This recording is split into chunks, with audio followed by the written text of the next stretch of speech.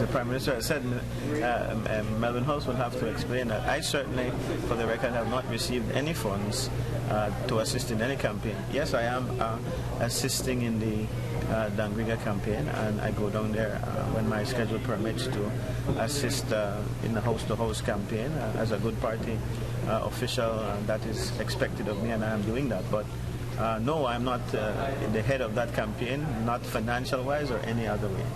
So what your political opinion in terms of what he said against the Prime Minister in terms of Petro-Caribbean, in terms of monies being transferred? Clearly, much of what he said is not being able to.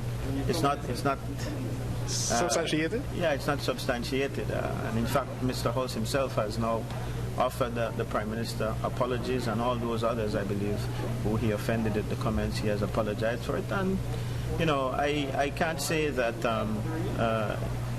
this is not something that happens. This is quite understandable to a large extent. But when you say things, you know, you have to be able to substantiate them. And clearly, this was just his view, maybe, at the time. Maybe he was upset. I don't know his frame of mind when he said these things. But that's a question better put to Mr. Hulse, as I'm sure you've done. Do you feel that this has damaged the reputation of the United Democratic Party? Well, it certainly affects us, and I believe that the apology is very important.